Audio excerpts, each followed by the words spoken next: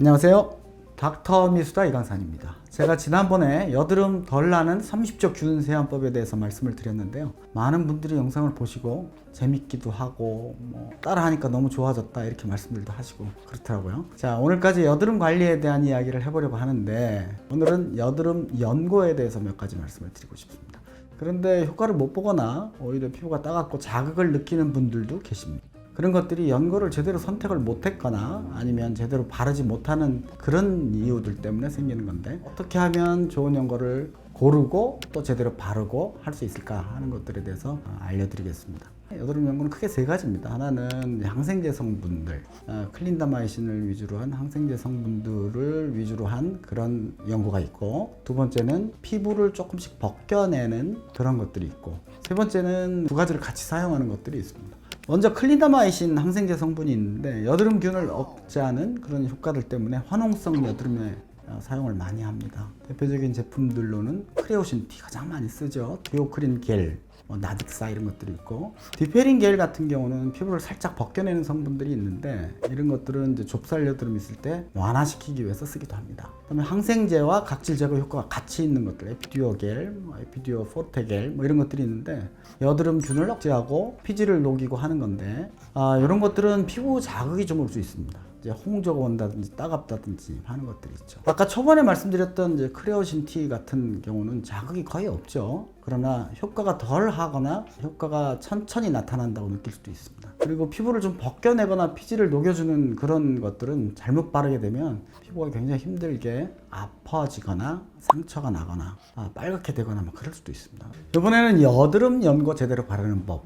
일단 이런 여드름 연고를 처음 바를 때 적응기를 가지면서 나한테 잘 맞는지 확인하는 게 중요하겠습니다. 어떤 분들은 오셔서 그런 말씀도 하세요. 이거 했는데 빨개졌어요, 아파요, 따가워요, 진물이 나요.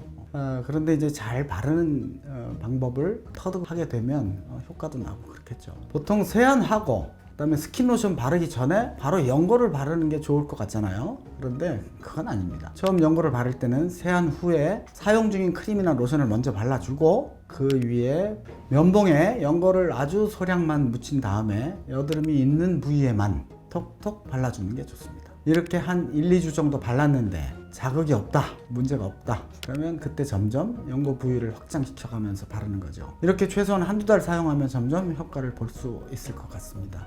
처음부터 욕심을 부려서 많은 부분에 많은 양을 처음에 바르고 나서 후회하시는 분들이 상당히 많습니다. 조금씩 차차 늘려가는 게 가장 현명할 것 같습니다. 자, 그 다음에 연고 바른 뒤에 여드름 패치를 붙이는 건 어떨까 하고 질문하시는 분들이 많습니다. 결론적으로 말씀을 드리면 안 붙이는 게 좋습니다. 여드름 패치 자체는 치료제라고 볼 수는 없습니다. 여드름 패치는 단순히 보기 싫은 걸 가려주는 의미가 있습니다. 제가 지난번에 여드름균에 대한 얘기를 한번 했었죠. 여드름균이 과잉 증식하면 여드름이 생기는데 얘네가 산소를 싫어한단 말이죠. 현기성 균입니다.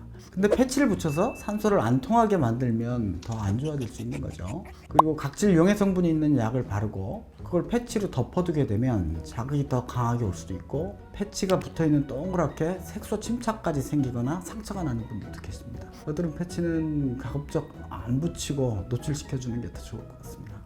오늘 이렇게 여드름 연고에 대해서 알아보았는데요. 최소 한두 달은 사용해줘야 이게 나한테 효과가 있는지 없는지 알 수가 있습니다. 자극이나 문제가 없다면 한두 달 사용을 해보고 나는 그래도 효과가 없는 것 같아요 하면 그때 이제 전문가들과 상의하고 다른 약을 처방을 받거나 하는 게 좋겠습니다.